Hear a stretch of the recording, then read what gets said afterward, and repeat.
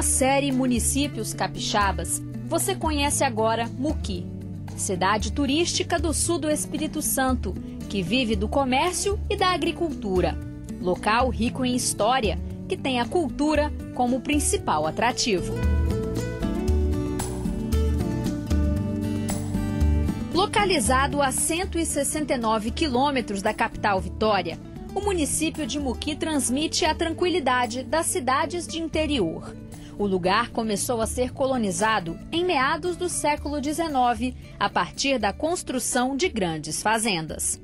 Foi aqui na região do Rio Sumidouro que começou definitivamente o processo de povoamento e expansão da localidade. A Fazenda Santa Teresa, fundada aqui por José Pinheiro de Souza Werneck, se tornou a mais importante da redondeza e ponto marcante na vida sociocultural dos primeiros desbravadores. A história de Muqui começou com a vinda dos Wernecks, que vieram de Valença para explorar, porque era uma terra virgem, né?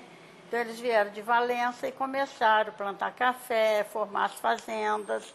Eles compraram os direitos de um caboclo de nome João Corumbá e se fixaram nessa fazenda Sumidouro, onde puseram o nome de Santa Teresa do Sumidouro, porque a mulher do Werneck chamava Teresa. E chama Sumidouro porque tem uma parte lá na fazenda que o rio desaparece. Desaparece por completo, vai aparecer muito mais na frente. Então já tentaram tudo para ver o final desse buraco e não consegue. Ninguém chega no final do buraco. Só sabe que o rio desaparece ali e vai aparecer mais de 1 quilômetro para frente, no meio de umas pedras. Em 1902, o povoado passou a se chamar São João de Muqui, mesmo ano em que foi construída a estação ferroviária. E foi pelos trilhos que chegaram os primeiros imigrantes, que ajudaram no processo de crescimento da região. Dona Neí nasceu em Muqui. Ela conta que descobriu a origem do município quando resolveu construir uma memória escrita da história da cidade, que, segundo ela, não existia. Das pesquisas, surgiu o livro que é usado nas escolas da cidade. Eu sou apaixonada por tudo que diz respeito a Muqui, o que eu puder fazer para melhorar a cidade, eu estou sempre disposta a fazer e para ajudar, e eu gosto. Acho que para mim não existe terra melhor do que Muqui. Pode ser a mais bonita, mas Muqui para mim está em primeiro lugar. A moradora, que virou também historiadora do lugar, preserva não só a memória escrita da cidade. A casa centenária, que ela faz questão de manter de pé, compõe o patrimônio histórico de Muqui. No interior do casarão, além dos móveis antigos, estão guardadas também uma sombrinha herdada da mãe e uma boneca, fabricada em 1906. Muqui, antes do tombamento, o pessoal dizia assim, as casas velhas de Muqui. Hoje já não se fala mais as casas velhas, hoje já fala os casarios de Muqui. Então, uma coisa importante que eu acho que todas elas são habitadas por pessoas daqui de Muqui, ou mesmo pessoas que já vieram morar em Muqui. Então, todas essas casas são habitadas. É a diferença, às vezes, de muitos lugares que tem uma casa tombada, mas que aquela casa fica isolada. Aqui não, aqui as casas são habitadas, os moradores, ultimamente, eles tomaram consciência da importância dessa casa e agora está havendo mais cuidado, estão valorizando mais as casas. Assim como Dona Neí, seu Nelson é morador de Muqui desde que nasceu. Vive nas proximidades do Rio Sumidouro há mais de 60 anos. O pai comprou as terras de uma das fazendas da família Werneck quando Nelson ainda era menino. Ele lembra bem das histórias que cresceu ouvindo sobre a vida naquela época. Aqui tive senzala escravo, né? Escravo, logo na frente, para aquela cachoeira ali. E tinha umas velhinhas irmandês, quando nós mudamos para aqui, muito velhinhas, que ela contava as coisas pra gente. Eles moravam ali, logo aqui no canto, tinha uma fazenda velha, meu pai desmanchou porque estava caindo. Então era alta a fazenda. O quarto que as moças, o Arlindo contava, o quarto que as irmãs dele dormia, tinha que passar dentro do quarto do pai, e passava mesmo, nós moramos lá um tempo, passava dentro do quarto dos pais para ir no quarto das moças. Medo de fugir, antigamente fugia, dava disso aí. Tinha de fugir, mas pra que elas fugiam? Fugia com o namorado para casar, né? A vida na roça foi sempre como agricultor. A família também cresceu aqui. Depois que a aposentadoria saiu, seu Nelson ficou conhecido na cidade. No ano 2000 começou a escrever poemas. Chegou inclusive a publicar um livro. Aí eu fui fazendo umas poesias, fui juntando. Alguma pessoa olhava, agradava, né? Falava que estava bonito. Aí quando tinha mais de 60 para cima, aí minhas filhas interessaram a mandar fazer o livro. Como foi criado no vilarejo, é o agricultor quem nos leva para conhecer o lugar mais misterioso do rio, as pedras por onde ele some e que dão nome ao lugar. A beleza impressiona e as marcas da natureza são a prova de que o homem quase não aparece por aqui.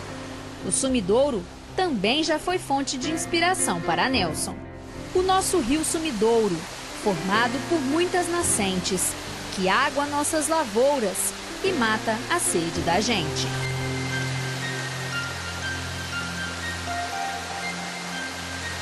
O rio não é encantador somente no Sumidouro. Em toda a extensão encontramos lindas cachoeiras, dentre elas a do Cupido, com uma beleza sem igual.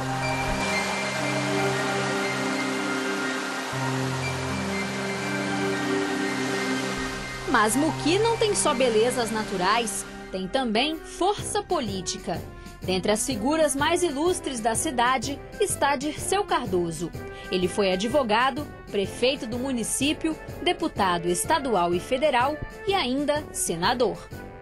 Doutor Dirceu, como era chamado pelos moradores, ficou conhecido aqui em Muqui por promover as festas de folias de reis, mas principalmente por ter sido um dos donos do antigo internato da cidade, que ocupava toda a área que vai das Palmeiras até a Igreja São José.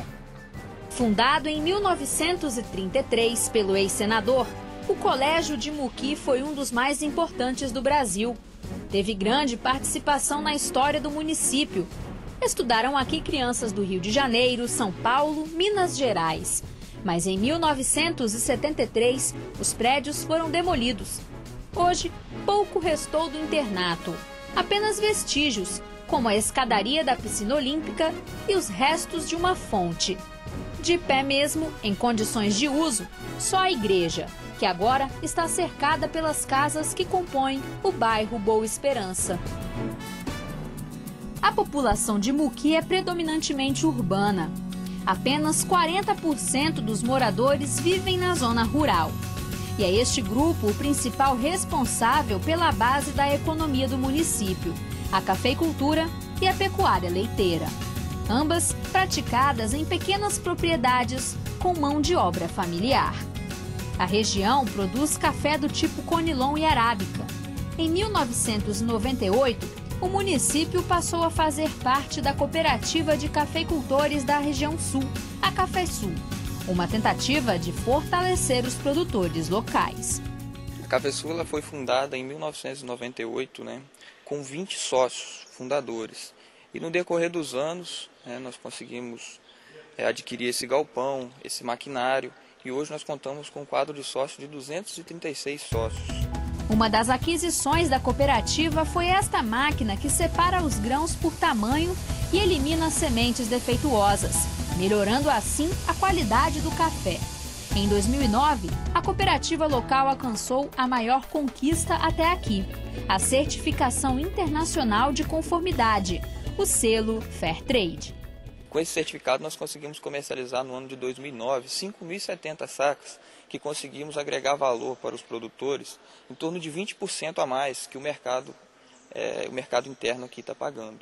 E de que forma, além dessa questão do certificado, a cooperativa colabora com esses produtores que são cooperados? Além desse diferencial de preço, né, que nós conseguimos para os produtores, a Cafésul tem um quadro de técnicos, né, que a gente disponibiliza com um projeto de consultoria técnica, onde é feito visitas mensais nas propriedades, né, fazendo acompanhamento desde poda, adubação, né, controle de pragas e doenças.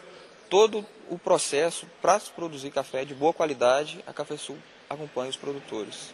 Seu Tião é um dos que comemoram a criação da cooperativa. Com ela, o cafeicultor passou a ter assistência técnica, o que o tornou um dos principais produtores da região. Antes, rapaz, era difícil, né? Nós não tínhamos certeza do que nós ia fazer com os produtos, não tinha garantia de nada. Hoje, graças a Deus, nós temos a garantia, nós vendemos nosso produto certinho, bem vendido. Preço bom? Preço bom. Com as dificuldades de conseguir mão de obra, apenas ele e a mulher trabalham na roça. Largar isso aqui por emprego nenhum. Nem pagar 1.500 contas lá na rua hoje.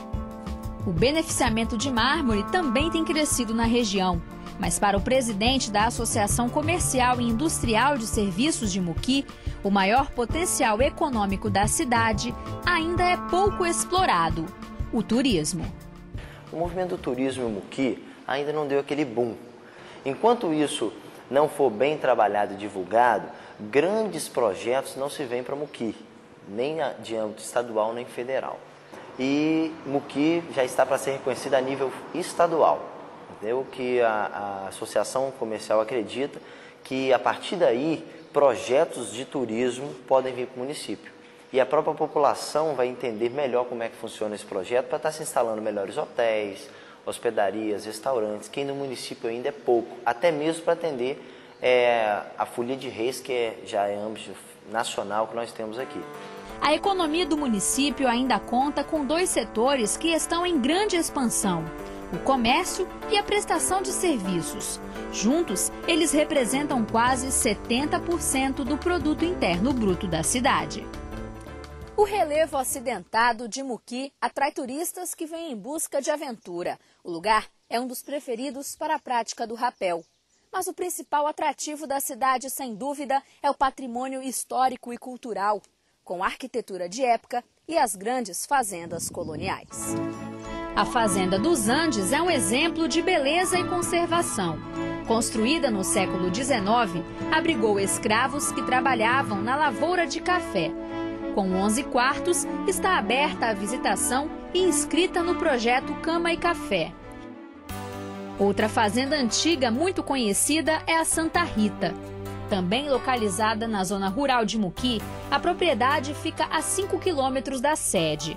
O casarão foi construído em 1860. Esta foi a primeira fazenda da região a instalar luz elétrica e telefone. Também chamado de Morada de Santa Rita, o casarão sobrevive ao tempo. Ainda mantém a imponência e a beleza do século XIX, que o tornam um verdadeiro museu representativo da época. Tudo conservado graças à paixão da família Monteiro Lobato. Dona Nancy, uma das proprietárias, cresceu aqui. Emocionada, ela relembra histórias da época em que brincava pela propriedade. O meu pai nasceu aqui na Santa Rita, em 1909, né? E aqui eles ficaram, mamãe era carioca, né? Se casou, veio morar aqui. Tiveram os 5 filhos, né? E até os 7 anos a gente todos vivemos juntos aqui, né? Mas depois tivemos que ir para o Rio de Janeiro, porque não havia escolas aqui, né? E eu me lembro que eu chorava o mês inteirinho de saudade daqui, né? Porque você sair daqui no casarão desse e morar num apartamento de 2 quartos no Rio, tinha que estranhar muito mesmo, né? Então a gente ficava louco contando os dias para vir de férias. A gente chegava, a mamãe botava faixas. Sejam bem-vindos, queridos filhos. Eu fico até emocionada em falar, né? Então a gente contava os dias para chegar às férias de julho e de dezembro, né? No centro da cidade, a conservação das construções antigas impressiona. Os moradores mantêm as tradicionais fachadas construídas no início do século XIX. O Palacete Rambalducci é o que mais chama a atenção. Além do acervo histórico, Muqui também guarda muita cultura. Um dos artesãos mais conhecidos do lugar é seu Juvenal, escultor que usa galhos de árvores e madeira como matéria-prima. Ele vê nas formas esculpidas pela natureza a imagem de animais como pássaros, cobras e tatus. Seu trabalho já foi até citado em um livro sobre o artesanato brasileiro. Gosto de fazer tudo, né? Deu o desenho, eu faço com prazer. Isso aqui é estimação que eu tenho, porque nunca achei um tão perfeito igual essa peça. É a galho da goiabeira com erva de passarinho. Então forma essas duas naturezas, conforme está aqui. O passarinho é uma natureza e o ninho é outra natureza. Para ajudar artesãos como seu Juvenal, a Associação de Artistas da cidade expõe o trabalho dele e de outros profissionais nesta lojinha, que fica no centro da cidade. A vendedora garante o sucesso de vendas. Esse espaço, né, que é a antiga estação do município, e onde hoje nós temos vários produtos feitos por vários tipos de pessoas até mesmo de 80 anos de idade, onde cede esses produtos para nós. Tão famosa quanto o artesanato de seu Juvenal é a tradição da folia de reis e do boi pintadinho. O som do tambor e do pandeiro pode ser ouvido de longe. E lá vem ele, o boi, seguido pelos músicos que festejam os dias de carnaval.